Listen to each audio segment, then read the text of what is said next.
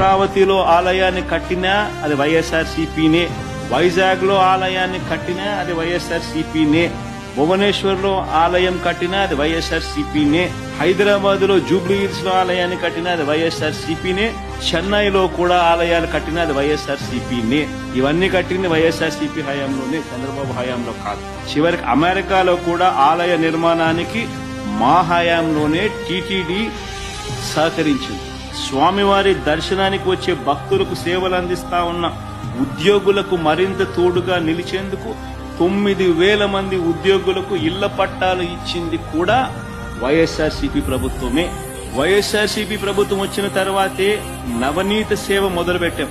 దీనికోసం స్వచ్ఛమైన నెయ్యి తయారీకి కొండ మీద ప్రత్యేక గోశాలను కూడా పెట్టాం. శ్రీవారి ఆలయంలో అర్చకుల జీతాలు రెట్టింపు చేశాం. మతాధిపతులందరితో కూడా విద్వత్ సదస్సులు నిర్వహించింది కూడా మేమే.